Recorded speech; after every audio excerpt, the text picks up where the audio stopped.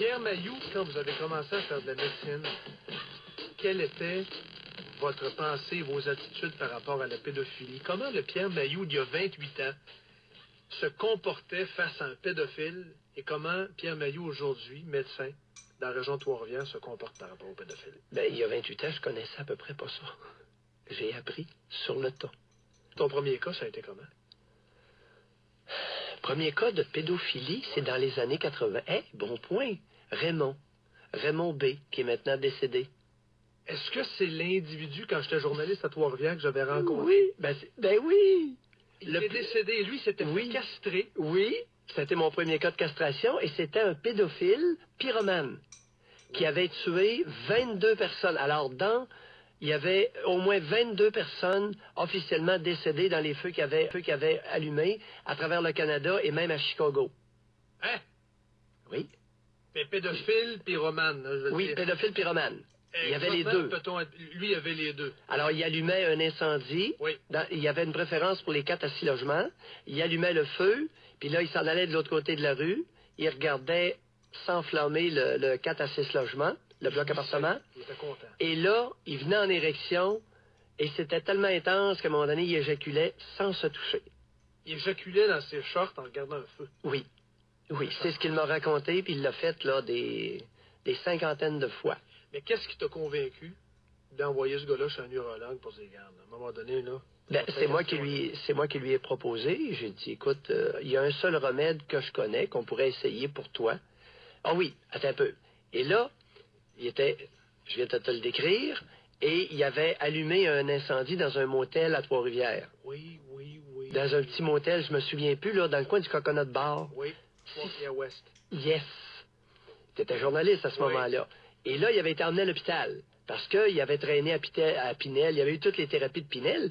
Et comment avait-il abouti à Trois-Rivières? Il avait vu un adolescent prendre l'autobus. Il était simplement parti en arrière, puis il avait embarqué dans l'autobus derrière l'adolescent. C'est un petit gars de... Quand je dis adolescent, c'est un petit 12-13 ans, là. Et c'est comme ça qu'il avait abouti à Trois-Rivières. Et lui, il était au jeune garçon et pyromane. Il y avait les deux problématiques. OK? Et c'est sa pédophilie qui l'avait emmené à Trois-Rivières à partir de Montréal. Et là, comme il y avait des antécédents de pyromanie, patient de Pinel, puis toutes les thérapies de Pinel, alors les polices, ils le prennent, puis ils l'amènent à l'hôpital. C'est un patient de Pinel. OK? C'est comme ça qu'il est retombé sous ma responsabilité. Et là, dans l'hôpital, à un moment donné, ça faisait 2 mois qu'il était hospitalisé. On ne faisait pas grand-chose. On le gardait là. Qu'est-ce que tu veux qu'on fasse? On ne pouvait pas leur lâcher, il était dangereux. Et quand tu dis hospitalisé, je veux dire... En psychiatrie. Médicaments, OK. Non, médicaments, pourquoi? Il était enfermé. Oui, il était enfermé sur le département de psychiatrie. Et là, il faisait des petits feux dans les cannes... dans des poubelles. Là. Dans les poubelles, dans les cannes à tabac. Fait que les infirmières étaient mortes de peur. À un moment donné, ça faisait à peu près 2 mois que ça durait. Puis moi, j'allais le voir régulièrement. Je l'écoutais parler, je posais des questions. Puis je l'écoutais, qu'est-ce que tu veux? C'était mon premier gros cas sévère. Et on est en 1983-84. Là, à un moment donné, l'infirmière m'appelle en plein après-midi. Elle me dit au téléphone, j'étais dans mon bureau en bas, et lui est au premier. À Louisville, ça? Non, à l'hôpital Sainte-Marie à Trois-Rivières. OK. Elle me dit, Raymond est couché sous ses draps depuis 3 jours. Quoi qui marche pas, là? Tout inquiète. Ben, j'ai dit, je vais aller le voir tantôt. Ça faisait 3-4 jours que je ne l'avais pas vu. Je rentre dans la chambre. Il était dans une petite chambre d'isolement. Et puis, il était couché sur ses draps. J'y touche, toc, toc. Puis là, je lève le drap. J'ai dit, qu'est-ce qui se passe? Il était tout en sueur. Ben, il dit, c'est ça. Ben, c'est ça quoi, pardon? Ben, il dit, c'est ça. Il dit, il y a 3 jours, il y a eu un gros incendie, ils ont passé ça aux nouvelles. Puis il dit, depuis ce temps-là, que je suis dans cet état-là. Il était en transe d'excitation sexuelle. Incontrôlable. 3 jours, Dominique. 3 jours à transpirer. En érection. Ben là, j'ai pas vérifié s'il était en érection. Il était en sueur, OK? En sudation, sans boire, sans manger. C'est pour ça que l'infirmière m'avait appelé. En surexcitation, parce qu'il avait vu un incendie à la télé, puis c'est l'incendie qui avait allumé. Donc, Oui. la jouissance venait de là. Oui, non, c'était un gros incendie qu'il y avait eu. Il y avait vu ça aux nouvelles d'11 heures. 3 jours sans dormir, sans boire, sans manger, en transpirant. Il n'y a pas... C'est inquiétant. Alors, au niveau de la... Inquiétant. Dominique, j'ai compris. J'ai dit, j'ai un traitement à te proposer. Castration. Qu'est-ce qu'il a dit? Il a pris le téléphone, il a appelé une avocate à Trois-Rivières, et puis il a fait envoyer une lettre, une demande à l'avocate. Il a dit à l'avocate, demandez d'être Maillot de me castrer, je suis d'accord. Alors, c'est moi... Comment t'as fait? Qu'est-ce qui s'est passé à ce moment-là? T'as demandé à un neurologue? Et simplement un neurologue de le castrer, parce que... Et après ça, tu ne peux pas... Tout le monde a été témoins. Sais-tu qu'est-ce qu'il est devenu dans les mois suivants? Non. Je ne savais pas ça. Ce type-là était tailleur de profession. Et là, il s'est mis à aider tout le monde sur le département, réparer les boutons. Dès qu'il y avait du monde qui avait des problèmes avec hommes, femmes, il réparait tout ça. C'était un tailleur, extrêmement habile de ses mains. Mais je veux dire, il était comment? Alors, fini. Tranquille, calme, posé. Terminé. C'était plus le même individu. Il était serviable, il était aimable, plus de feu dans les poubelles, dans les cannes de tabac. La Fini. pédophilie s'est passée à travers... en regardant un petit gars entrer dans les autobus scolaires et tout ça, c'est fini? Non, mais là, il est encore interné. Okay. Et 3-4 mois plus tard, il sera finalement libéré. Et puis, il est retourné à Montréal. À un moment donné, à peu près 1 an plus tard, il a été réincarcéré pour avoir allumé un feu. Mais je suis allé le voir en prison à Montréal et il m'a dit, c'était pas pour jouer. Il dit, si j'avais voulu être destructeur, là. Il a fait juste un petit feu parce qu'il n'arrivait pas, il voulait être réinterné dans une institution parce qu'il n'arrivait pas à se débrouiller tout seul. Puis ça, il tentait plus. Il dit, moi, à l'âge que je suis rendu, il était dans la jeune soixantaine et il y avait un problème, il avait beaucoup fumé. Et il était très emphysémateux. Alors, il voulait être réincarcéré pour qu'on prenne soin de lui, tout simplement. Il n'y a plus de pédophilie, plus d'excitation sexuelle avec les feux, tout tranquille, et il est mort une couple d'années plus tard. Combien de pédophiles avez-vous envoyé à la castration depuis que vous pratiquez la médecine? 5, dont le dernier, il y a 6 semaines. Il y a 6 semaines? Oui. Un pédophile de la région de Trois-Rivières, la Mauricie. Est-ce qu'on le connaît? Est-ce qu'on l'a déjà vu dans les médias? Non, c'est tous à Montréal. C'est des pédophiles de Montréal. Est-ce qu'on peut le nommer? Non. Okay. J'aimerais mieux qu'on le nomme pas. Qu'est-ce qu'il a fait, lui? Sa feuille de route, c'était quoi? Ah, écoute, il était incarcéré, je pensais, 7 fois. C'est un agresseur à répétition? Oui. Qu'est-ce que vous avez fait? Bon, dans un premier temps, le docteur Pierre Martin l'a mis à la castration chimique en lui prescrivant du Lupron. Très efficace, bonhomme bien tranquille. Mais à un moment donné, il était tanné de recevoir des piqûres dans le derrière à chaque 3 mois. Et il a demandé, il y a 3 ans, il m'a demandé à être castré. J'ai été d'accord. Ça m'a pris 3 ans avant de convaincre le chirurgien de le castrer. Et ça a été fait il y a 6 semaines. Ça a pris 10 minutes sous anesthésie locale. Les 2 testicules dans la poubelle. Et là, il est soulagé, il est content, il est serein. C'est que la castration chimique au Lupron, ça coûte 1400 $ par année, alors que mon dernier cas que j'ai fait castrer, il y a 6 semaines, ça a pris 10 minutes sous anesthésie locale. Sais-tu combien ça a coûté à l'État? 200 $. 70. C'est l'assurance maladie qui a payé? Oui. Avec anesthésie générale, mon dernier cas avait coûté 140 $. Est-ce que la femme au Québec est trop contrôlante? Ou est-ce que les femmes, en général, sont trop contrôlantes? Bon, si on parle de généralité, c'est que la vaste majorité des femmes au Québec, des fillettes au Québec, sont très mal éduquées. Pourquoi? Par contre, la vaste majorité des hommes sont sans dessin au Québec. Alors, c'est une minorité d'hommes et de femmes qui ont de l'allure au Québec. D'où un paquet de problèmes relationnels, battage de femmes, tuage de femmes. Alors, la majorité des adultes au Québec n'ont pas d'allure. C'est une minorité qui sont vraiment des bonnes personnes, des personnes saines, des personnes équilibrées et des personnes respectueuses. Alors, nous avons malheureusement au Québec une culture profondément tarée. Et tant que nous ne nous attarderons pas au tard culturel que nous transportons beaucoup de problèmes relationnels en vue. Qui a scrappé le génome québécois? Est-ce que c'est la religion qui nous a gardés dans l'ignorance pendant tant d'années? Est-ce que ce sont les abus sexuels que plusieurs ont subis à répétition, cachés Nos origines? dans des villages Non, québécois? non.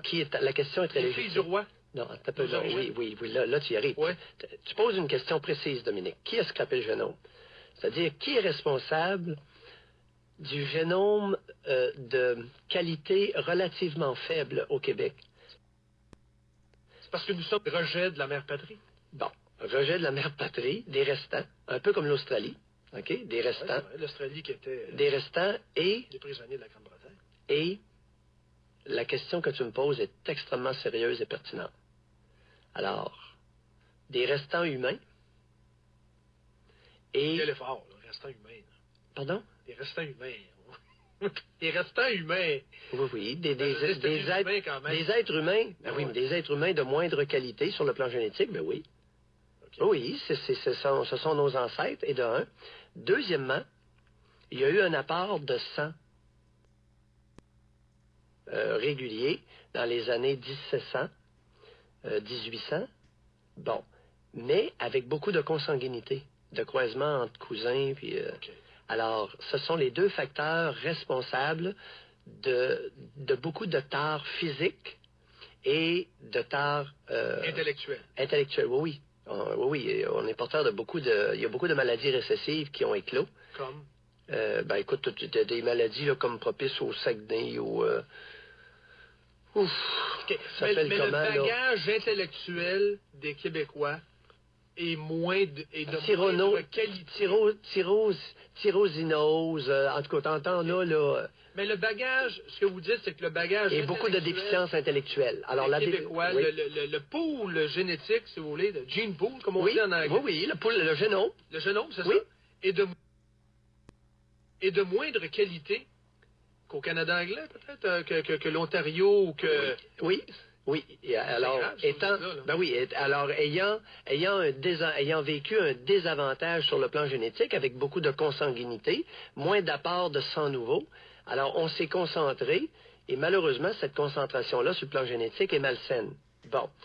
Compte tenu qu'il y avait pas mal de tarés, ils ont développé une culture. Alors, la majorité a influé sur la culture et reflété dans la culture, la transmission de la culture de génération en génération, des tares importantes. Alors, des croyances idiotes. Par exemple, on est né pour un petit pain. Puis, c'est vrai qu'il y avait un paquet de monde inférieur. C'est vrai qu'ils étaient inférieurs. Est-ce que c'est pour ça? Mais pas tous. Est-ce que c'est pour ça que le clergé restait fort si longtemps? Ben oui, le clergé reflétait la masse. Ben oui, la masse se dotait de croyances. Le clergé, qu'est-ce que c'est la religion? La religion fait appel à la pensée magique. Ben oui, mais dans une collectivité où l'intelligence n'est pas tellement élevée, ils vont avoir tendance à se réfugier dans la pensée magique. Alors Satan, tu sais... Satan puis le bon Dieu, etc. Mais moi, Satan, la Sainte Vierge. Puis il m'arrive des malheurs, ben là, le bon Dieu doit pas m'aimer. Oui. Puis, allons plus à l'église, puis ça va mieux aller. Toutes sortes de niaiseries comme ça. Ben oui, mais c'est nos ancêtres. Les gens croient leur croyance aussi, là. Si vous croyez à ben là, les gens... Écoute, t'as le droit. C'est un droit inaliénable que de te réfugier... à ta pensée magique, c'est le Père Noël. Tu as le droit de croire au Père Noël jusqu'à ta mort. Tu as le droit d'être niaiseux.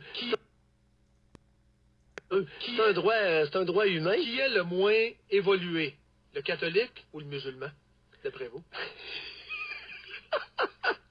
Tout ce que j'ai dit du catholique, applique-le aux musulmans. C'est du pareil au même. C'est la même dynamique. Est-ce que c'est la même chose. Au Québec, parce qu'on parle beaucoup d'accommodation avec la commission qui va se promener de région en région. Pauvre Dominique. Est-ce que l'immigration peut contribuer à enrichir la culture? Ben là, écoute, si tu prends un groupe de tarés sur le plan culturel et t'amènes les moins bons éléments d'une autre culture de tarés, ben là, tu viens pas de t'enrichir, là.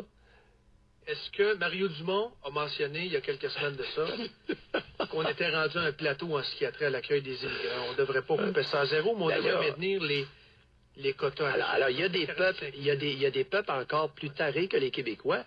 Et si tu vas puiser dans l'immigration parmi les peuples les plus tarés sur le plan culturel, entre autres les pays musulmans. Les pays musulmans sont plus tarés que les Québécois. Ah oui, oui, définitivement, à cause de leur culture. Dangereux, ce que vous venez de dire là. Ben, écoute, dangereux. Ne me dis pas que c'est dangereux. Dis-moi que c'est pas vrai. Ben, du Trisac a eu des menaces de mort. Parce que écoute. Menaces de mort. Écoute. Non. Écoute, j'ai dit, et je répète à qui veut l'entendre, que l'islam est un cancer de société. C'est drôle, on a essayé de me faire taire sans me demander ce que je voulais dire. L'islam, c'est un cancer de société. Toutes les grandes religions sont des cancers de société parce que aliénantes, parce que privant l'être humain d'une possibilité de s'épanouir dans ce qu'il est naturellement. Alors, ce sont tous des regroupements, des idéologies rapetissantes, comme le communisme. Okay? Alors, toutes les grandes religions, le communisme, le castrisme, puis toutes ces niaiseries-là. Mais là, vous êtes conscient qu'on va vous écouter, et vous êtes conscient que Salman Rushdie, il y a eu... écoute, s'il y a des bozos qui veulent me faire taire, mais ils sont beaux essayer, ils sont libres, on est dans un pays libre. Asseyez-vous de me faire taire, on verra le résultat. Qu'est-ce que ça vous dit exactement? Deuxièmement, oui. ne me dis pas que, hey, Pierre, c'est dangereux ce que tu dis. Non. Dis-moi, écoute, Pierre, c'est faux ce que tu dis. Les pays fortement religieux sont beaucoup plus épanouis sur le plan humain, sur le plan économique. Dis-moi ça. La vaste majorité des Québécois sont habitués à se traîner sur le ventre. OK? La vaste majorité des hommes, dans leur relation conjugale, sont à quatre pattes devant leur gonzesse. J'invente rien. Dites-moi pas de me taire. Dites-moi que c'est faux ce que je viens de dire. Alors, l'aplaventrisme est une tare largement répandue dans la culture de la tribu québécoise. Exemple de ça, la plupart des hommes, tu m'as demandé tout à l'heure, qui mène chez vous? Écoute, penses-tu que je te vois pas venir avec tes questions? Mayou, es-tu un aplaventri chez vous? Non. Mayou, il y a juste une jambe, mais sacrément, par exemple, ça prend une maudite poussée pour le crisser à terre. Lève-toi de bonne heure si tu veux le mettre à terre, même sur une patte, OK? Autant sur le plan physique que relationnel. Alors, c'est un fait que nous n'osons pas nous dévoiler que la vaste majorité des hommes québécois sont des bites-molles, des aplaventries, à quatre pattes devant eux-mêmes. Moi, lorsque j'entends un grand animateur, un grand prédicateur québécois qui s'en vient nous parler publiquement à la télévision en référant sa conjointe, eux-mêmes, il l'appelle eux-mêmes. Allô? Allumez quelques-uns. Tare culturel. L'inceste psychologique au Québec. L'inceste père-fille au Québec, gênant. Ça n'a pas de bon sens. C'est une tare culturelle. Plus que les abus des petits gars à l'endroit des petits gars.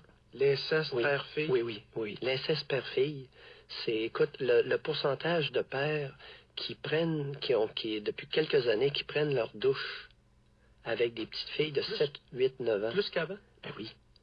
1 sur 10? Ah, je sais pas, je connais pas. J'ai aucune idée du pourcentage. C'est beaucoup de monde. Beaucoup trop? Eh bien, les pères séparés, quel est le pourcentage de pères séparés qui couchent avec leurs filles de 9, 10, 11, 12 ans?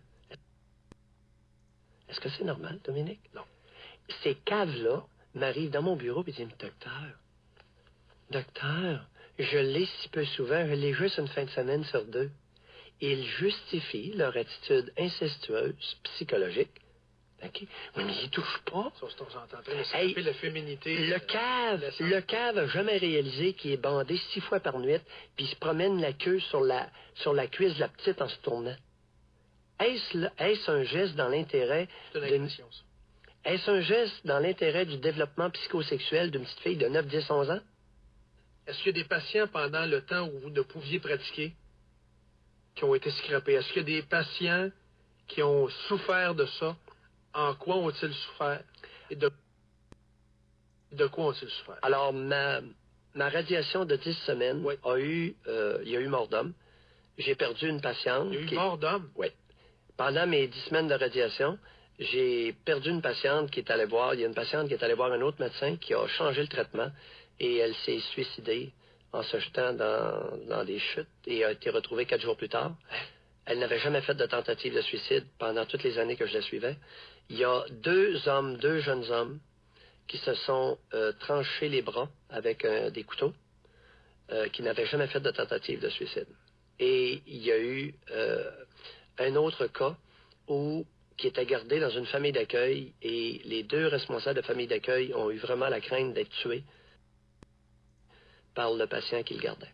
Est-ce que ça, c'est Auquel, non, je te le révèle, là, c'est pas connu du public. Lequel cas, le savant confrère psychiatre avait baissé les médicaments. Wow. L'assiette est pleine. Non? On peut-tu commencer par l'histoire? Et là, il y a toute une série d'autres histoires de patients qui ont eu beaucoup de misère. J'avais 310 dossiers actifs. Je pensais pas que j'en avais tant que ça.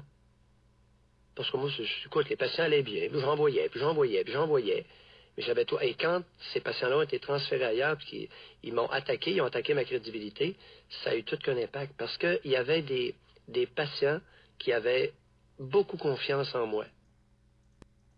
Et à raison.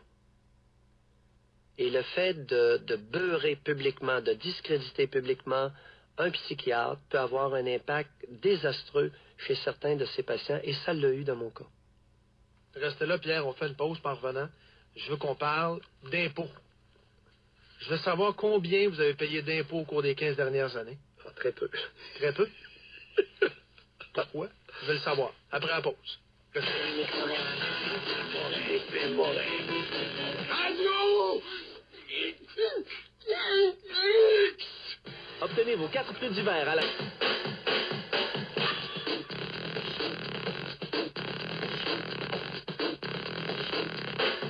Alors, de retour avec Pierre Mailloux. Pierre, la relation avec l'argent. On en parlait tantôt quand on s'est rencontrés. Est-ce que la liberté d'expression au Québec est directement reliée à la grosseur du portefeuille? Non.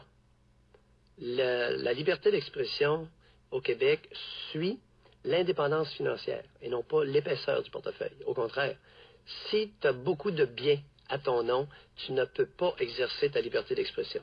Tu vas être obligé de te taire parce que tu peux te faire dépouiller en un tournement. Mais il faut que tu sois indépendant financièrement. Quand je dis la grosseur du portefeuille, c'est ce que je veux dire. Moi. Alors, il est important pour exercer sa liberté d'expression au Québec, et vous allez voir, retenez bien ce que je vais dire là, pour exercer votre liberté d'expression au Québec, vous allez devoir être indépendant financièrement et être insaisissable dans vos biens. Faute de quoi, taisez-vous. L'impact du jugement chiasson, entre autres. N'importe Et quoi. du reste. C'est une attitude culturelle. C'est inquiétant. Ce n'est pas inquiétant si on sait se prémunir. Oui, mais ceux qui n'ont pas d'argent comme vous en avez... Ah, ben là, no money, no candy. Si t'as pas d'argent, puis t'essaies d'avoir des biens à ton nom, ben ferme ta boîte, puis plie les chines. Un petit animateur de radio qui dit un mot de travers peut être écrasé À moins... d'un coup de bossine. C'est à moins qu'il ne fasse en sorte de devenir insaisissable dans ses biens. Qu'est-ce que vous avez fait dernièrement pour m'en parler un peu? Ben, ce que j'ai fait, j'ai continué à faire ce que j'ai toujours fait, de n'avoir aucun bien à mon nom. Vous arrivez chez le notaire, là? Oui. Qu'est-ce que vous avez fait? Ben, je me suis assuré d'être insaisissable. La maison au nom de Et quelqu'un? oui, c'est ça. Les placements? Vous n'avez rien à votre nom? Rien, Si je fouille, il n'y a plus rien au nom de Pierre Mailloux. rien. Tu vas au bureau d'enregistrement, rien. J'ai rien en rien.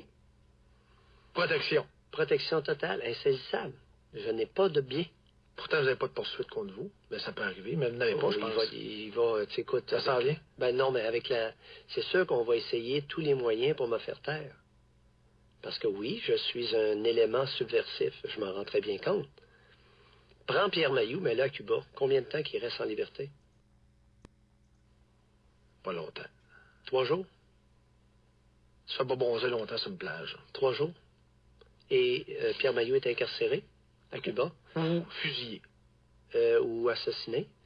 mais définitivement là, incarcérés tout de suite et sans procès avant 5 ans. Alors, c'est les individus comme Pierre Mailloux à Cuba, c'est le sort qu'on leur réserve. Est-ce que Pierre Mailloux a payé de l'impôt au cours des 15 dernières années? Il me semble que quand j'ai fouillé la dernière fois sur le site de la Cour canadienne de l'impôt, j'ai vu le nom de Pierre Mailloux 3-4 fois rebondir sur l'écran d'ordinateur. Oui, ça fait 3 ans que je paye 100 000 d'impôts par année. 115 000, 112 000. Mais avant, vous n'avez pas payé? Non. J'ai été 30 ans sans payer une scène d'impôt et j'ai même eu droit à des crédits d'impôt remboursables. Non. 30 ans sans payer d'impôts? Oui, non seulement j'en payais pas, mais le gouvernement m'envoyait des chèques à l'occasion. Pas vrai? Oui. Pourquoi? Crédit d'impôt remboursable. Dû à quoi? C'est quoi le truc? La recherche scientifique, c'est la fiscalité afférente à la recherche scientifique. Est-ce que l'impôt, c'est du vol? L'impôt est définitivement un vol. C'est l'histoire, le tribut. Le tribut à César et l'impôt était une forme de vol, d'exploitation par les impérialistes et les colonialistes. Donc, valoriser le travail au noir? C'est pas que je valorise le travail au noir, c'est que le travail, l'économie au noir, l'économie légale, je parle pas du trafic de la drogue, là, mais l'économie au noir, à mes yeux, à moi, est la seule vraie économie. Alors, tu viens chez nous, tu me dis, je suis prêt à faire tel travail et je te charge tant. Tu fais le travail, je te donne, j'accepte, je te donne ce que tu m'as demandé. L'offre et la demande. C'est la seule vraie économie, c'est l'économie au noir. Il me semble que le Québécois moyen, à chaque fois qu'il rencontre quelqu'un qui a de l'argent, quelqu'un qui a une Cadillac, il va parler dans son dos. Le Québécois n'a pas de problème avec l'argent. Le Québécois a des tares culturelles, OK? Et je te dirais ceci, il ne faut pas généraliser, mais il y a un gros pourcentage de Québécois qui sont extrêmement envieux. Est-ce que c'est pour ça qu'on est si anti-américain? Ben oui. Rongé, puis j'en ai dans ma famille, hein, rongé par l'envie. On va tous l'envie, là, l'envie est un, non seulement un péché. Pourquoi l'envie a été mis dans les 7 péchés capitaux? Je ne suis pas religieux du tout, mais dans la Bible, il y a certains éléments de la connaissance de l'être humain extraordinaires. Les 7 péchés capitaux, dont l'envie et la jalousie. Mais là, vous citez la Bible, il y a un problème. Là. Habituellement, vous n'êtes pas... mais vous oui, n'êtes pas religieux, vous n'êtes pas religieux plus qu'il faut, il me semble, non? Mais oui, mais de reconnaître le bien fondé. Mais ça, c'est vrai. Les 7 péchés capitaux, c'est une vérité... Mais oui, mais les 7 péchés capitaux... mènent à la destruction de l'homme. Mais oui. Ah oui. Mais oui, il y a du monde. L'intelligence n'a pas commencé en l'an 2000. Il y a toujours eu des individus brillants. Il y a toujours eu des individus observateurs de l'être humain. Il y a toujours eu un très petit pourcentage d'individus perspicaces. Alors, il y avait des individus qui observaient le comportement humain. Merci. Et l'humain n'a pas si évolué que ça. Merci. C'est ça. Comment améliorer le Québécois moyen? Est-ce que ça passe par l'amélioration des parents? Est-ce que ça commence par le système d'éducation? Je vais commencer par le système d'éducation. Question mal posée. Dominique, on n'améliore pas le Québécois moyen. Ta question est condescendante, pour ne pas dire bordant le mépris. OK. Non, je veux m'améliorer. Je veux qu'on s'améliore comme peuple. C'est vous qui dépeignez depuis le début de l'émission le Québécois comme étant une personne sous-évoluée. Non, je vais pas dire non. Non, un gros pourcentage, pas le Québécois. Bon, parce que quand tu dis le Québécois, c'est comme dire le noir ou le blanc. Non. Un pourcentage. OK. Et dans certaines sphères, un jour, dans 15 ans d'ici... Et je me place là-dedans. Là. Tout ce que je dis, garde l'enregistrement, puis dans 15 ans d'ici, il va y avoir eu beaucoup d'études sur le comportement des Québécois et on va pouvoir chiffrer les affirmations que j'ai faites. Par exemple, l'envie à des degrés différents ronge, par exemple, 68% des Québécois, dont 40% au point de modifier leur comportement quotidien. Probablement qu'on a des études qui vont s'exprimer selon les termes que je viens de dire. Tu comprends? Tu auras des études scientifiques, puis sondage léger ou l'équivalent, on va tout étudier ça. Mais est-ce qu'on peut casser ce comportement-là en améliorant notre système d'éducation, entre autres? Non. Alors, un instant. La nature a voulu qu'il y ait des brillants, des moins brillants, des pas trop brillants, puis des déficients. Quel est le rôle des brillants dans une collectivité? Le rôle des brillants, ce n'est pas d'exploiter le moins brillant. C'est d'orienter. C'est d'aider, de soutenir. L'effet d'abord de se réaliser et de créer l'effet locomotive. L'effet d'entraînement. Un brillant qui travaille fort, ça devient invitant pour un moins brillant à se réaliser. Stimulant. Stimulant. Inspirant. L'effet locomotive. Nourrissant. T'as plus de talent, Dominique. Exprime-les, tes talents, réalise-les, puis il y en a qui vont te regarder lorsqu'ils vont être relativement dépouillés de leur péché capital, qui est l'envie, puis ils vont dire « Hey, Dominique, il fait des choses, lui. Ben peut-être que moi aussi, je pourrais essayer de faire des choses. » Dominique, il est bon, lui, il s'exprime facilement. Mais moi, je m'exprime facilement avec mes mains. Je fais des belles choses en menuiserie. Il me semble qu'au Québec, l'élite, on les écrase. Les meilleurs, on les écrase. Dans notre système d'éducation, il y en a 2, 3 qui se lèvent dans une classe parce que ce sont des fins finaux. Il me semble qu'on les rabaisse. Il me semble qu'on consacre beaucoup d'énergie et c'est... C'est l'un des traits de la réforme d'aider les plus faibles. Et effectivement, il faut aider les plus faibles, mais il me semble que toutes les ressources sont orientées vers l'aide aux 2, 3 plus faibles dans la classe. Tu te diriges vers notre deuxième vice national. L'hypocrisie. Tenter de se faire croire que... Simuler l'inverse de ce que nous sommes à faire. L'hypocrisie. L'hypocrisie, autre vice national, mais beaucoup plus présent chez la femme, chez les femmes. Les femmes encore. Alors, plusieurs fois, vous dites ça. L'hypocrisie... C'est grave, là, ce que vous dites. L'hypocrisie est féminine. Pas ça, c'est planétaire, là. Oui, non. Ici au Québec. Ailleurs, je ne le sais pas. Mais ici au Québec, je constate que l'hypocrisie est principalement féminine. Alors, l'hypocrisie habite beaucoup trop de femmes au Québec et un certain pourcentage d'hommes féminisés, c'est-à-dire d'hommes qui ont adopté les attitudes féminines au lieu de se réaliser de façon masculine. Je suis obligé de dire que c'est gratuit, ça. L'hypocrisie féminine, pourquoi? Vous dites ça comme ça gratuitement. Les femmes québécoises sont hypocrites. Non, j'ai pas dit que les femmes... Je suis obligé de vous challenger, là. J'ai pas dit que les femmes québécoises sont hypocrites. Une grande proportion de femmes du Québec sont hypocrites. Merci. Alors, je dis que, reprenons, l'hypocrisie est principalement féminine. Et elle se retrouve chez un grand nombre de femmes québécoises et d'hommes féminisés. C'est-à-dire d'hommes qui ont introjecté, assimilé... Au sexe féminin. Assimilé des attitudes féminines. C'est-à-dire... Je peux pas te dire le pourcentage exact. Mais dans 12-15 ans d'ici, on va arriver avec des études, on va te dire, oui, on a fait des études sur les comportements hypocrites. Comment vous constatez ça? Et voici comment c'est réparti. Les Québécois sont hypocrites. Comment vous faites pour constater ça? Vous lancez ça comme ça. J'ai les études. Dominique, une grande proportion de femmes québécoises sont hypocrites. À partir du moment où on nuance, les conversations deviennent intéressantes. Parce que le Québécois est hypocrite, c'est pas vrai. Non, mais je trouve que ça manque de nuance déjà. Là, une grande proportion de femmes québécoises sont hypocrites. Bon, ça, c'est mon affirmation. La manchette dans la presse. Il va falloir qu'il y ait des faits et des études, là. C'est ça que je te dis. C'est ça que je veux. J'affirme, c'est gratuit. Oui. C'est fondé, c'est une connaissance empirique. C'est fondé sur mon expérience personnelle. Et vos observations en tant que médecin, peu importe. Ça se peut que je sois arrivé à une mauvaise observation. Mais hypocrite en quoi? Maintenant, Dominique Moret, ce que je veux, c'est que les universitaires qui font des études fassent des études là-dessus et me confirment ou m'infirment.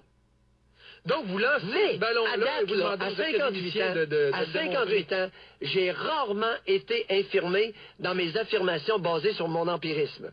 Rarement.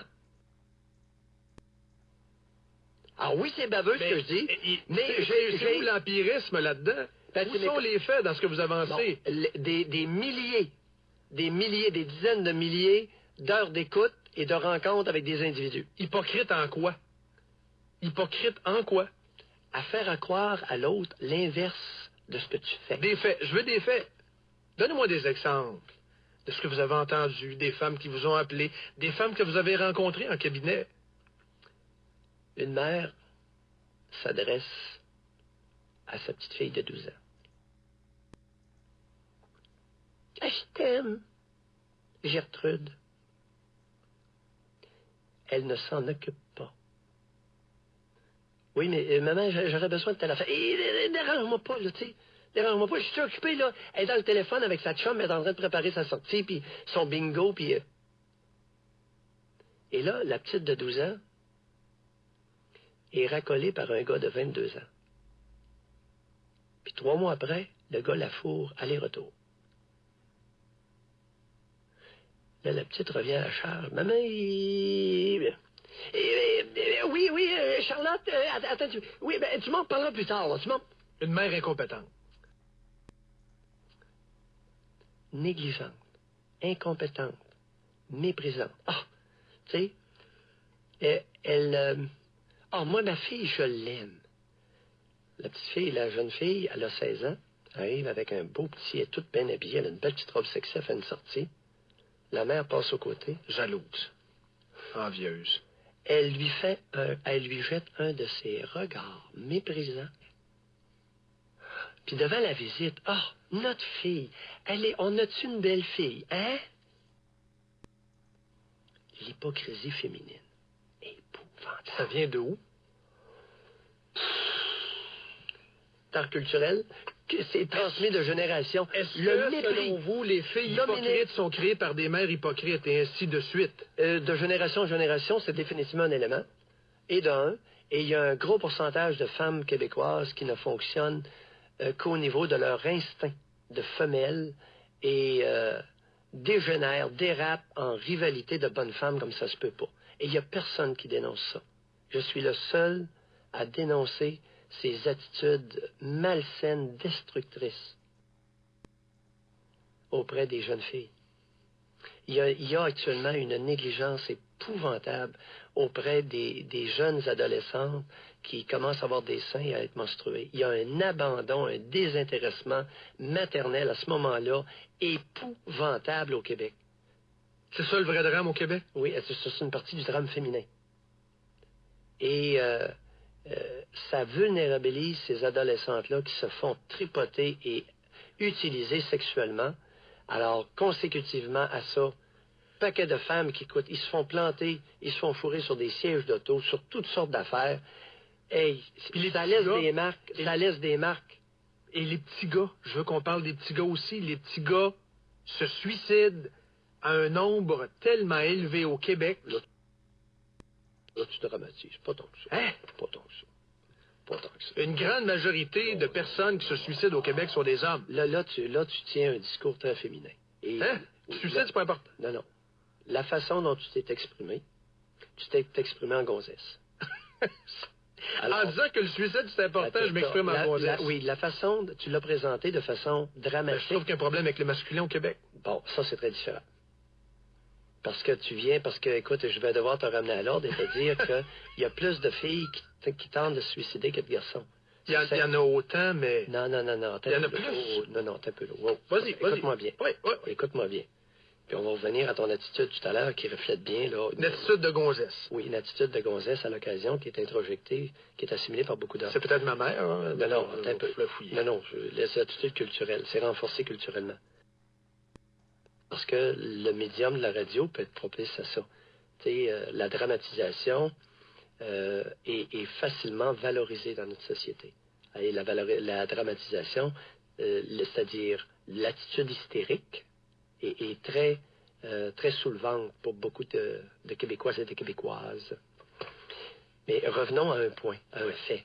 Il y a beaucoup plus de filles qui font des tentatives de suicide que de garçons. Mais elles prennent des moyens maintenant moins létaux, c'est-à-dire moins mortels. Des pilules. Oui. On a tout enlevé sur le marché les pilules qui pouvaient tuer. À la Dalida, à la Marilyn Monroe. Alors, dans le temps... Des barbituriques. Merci, Dominique. Dans le temps qu'on avait des barbituriques, c'est qu'il y avait beaucoup plus de décès par suicide chez les femmes que chez les hommes. on a tout enlevé les pilules dangereuses. Et comme c'est le moyen favori de tentative de suicide chez les femmes, il est moins dangereux. Alors que les garçons, instinctivement, Se pendent ou ont un mode de suicide vont plus vers la corde. OK. Vers la corde, le couteau, l'arme à feu. Donc, il n'y a pas vraiment de problème avec le masculin au Québec? Non, c'est pas ça. Il y en a un, mais le phénomène du suicide n'est pas un phénomène nécessairement masculin. Exactement. Ça, c'est bien dit. Là, je suis d'accord. Mais il y a où le problème avec le masculin au Québec? C'est que société matriarcale. Nous sommes une société matriarcale, c'est les femmes qui mènent au Québec. Et le père absent? Dans une société matriarcale, le père est castré, est châtré. Et il se tient à quatre pattes devant la grossesse. Et la grossesse contrôle et mascule son fils, sa progéniture. De génération en génération. Alors, nous sommes une société principalement matriarcale. Soyons prudents à nouveau. Toutes les femmes ne sont pas des matriarches, mais des femmes en haut de 50 ans, là, des matriarches de plus de 50 ans, écoute, regarde dans ta famille, regarde autour de toi, c'est plat. Maintenant, je le dirais avec nuance. Il y a des familles, il y a des relations conjugales où une femme peut être l'élément dominant, mais sans rien enlever à l'homme.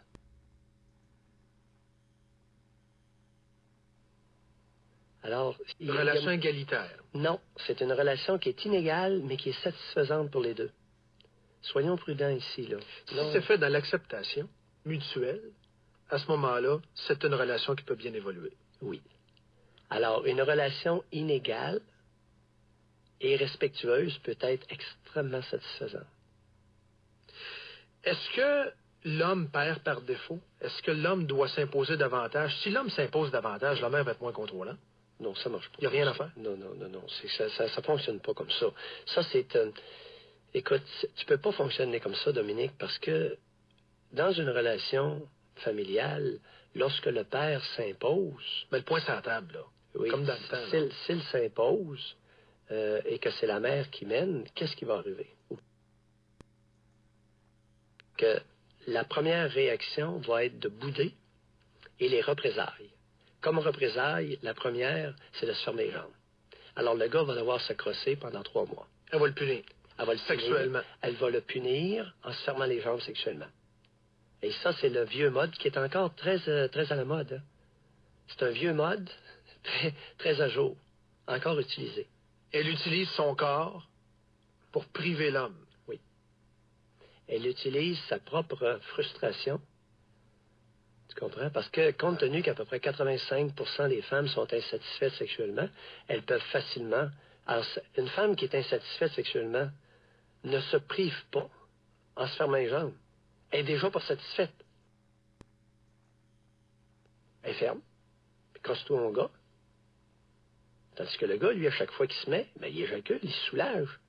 Mais elle, à chaque fois qu'elle se fait mettre, elle ne pourrait pas soulager, là. Fait qu'elle, tu sais... Ça coûte pas beaucoup. Ça y coûte pas beaucoup. Exactement, parce qu'elle est déjà insatisfaite, dans bien des cas. Tu sais, c'est une gynécologue, tout récemment, il y a à peine quelques mois, qui a affirmé que 85% des femmes étaient insatisfaites sexuellement. Et est-ce que les Québécois sont de mauvais baiseurs? Ouais, il y a tout... non, c'est... Faut... Et bateau. Est-ce que plusieurs Québécois sont de mauvais baiseurs?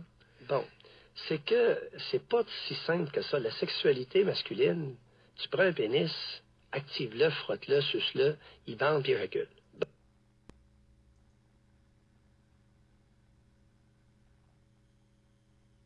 Animal. Non, c'est la nature. C'est physiologique. C'est physiologique. Bon, ça se passe comme ça. Prends une femme. Préliminaire.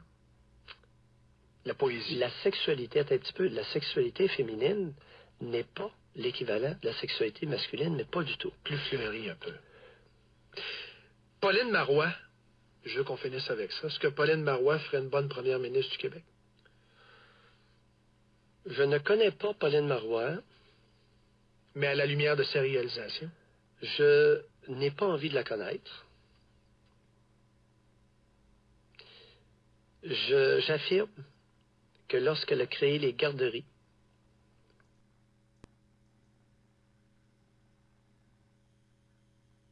il y a un crime contre l'humanité.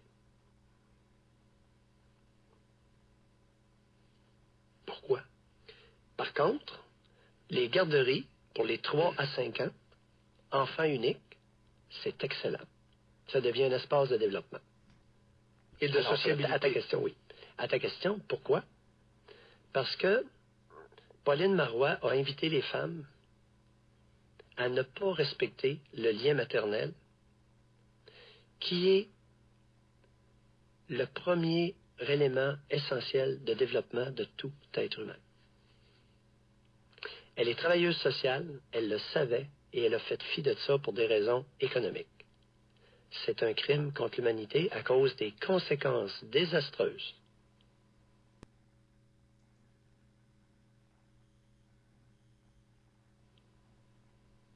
que vont devoir vivre dans des garderies de l'âge de 8 mois jusqu'à 2 ans et demi. Quelles seront les conséquences? Énorme. Et à partir de quand on va les constater? Drogue, alcool, violence, suicide. Il me semble qu'on n'en parle pas beaucoup au Québec de ça. Mayou en a parlé, il est le seul à en parler. Alors, les Dr. Chicoine également. Oui. Ouais. Ouais. Il me semble qu'il y a un tabou là. Il me semble qu'il y a des sujets au Québec qu'on n'aime pas toucher. On en parle pendant 2 jours parce que c'est en mode, parce que le Dr. Chicoine en parle sur sa tribune, ou Mayou en parle. Mais il y a comme des sujets qui sont tabous comme ça. Ouais. Comme la petite enfance. Parce que le système matriarcal québécois ne tolère pas de se faire remettre en question.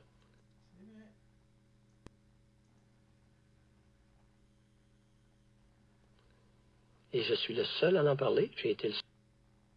Dans la relation intime conjugale au Québec, le système matriarcal est de loin le plus prévalent, avec un petit pourcentage de système patriarcal, qui n'est pas mieux, et très très peu de relations égalitaires.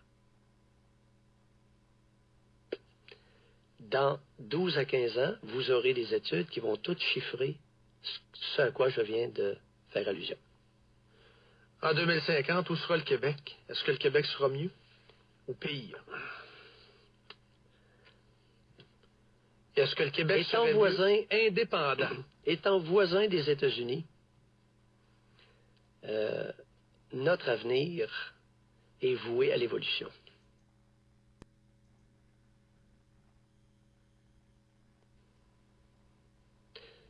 Si nous étions voisins de la Roumanie et le pays voisin de Cuba, nous serions voués à un avenir extrêmement lugubre. Être voisin d'une certaine forme d'excellence nous force à... Je te ramène, Dominique, à l'effet locomotive. Pourquoi haït-on tant les Américains? L'envie, la jalousie. Et oui. Des traits québécois et leur effet locomotive. Tiré par eux, on ne peut que suivre. Lorsque la locomotive est forte, le wagon de queue ne peut que suivre, effectivement. Merci, Pierre Mayou. Ça m'a fait Adieu!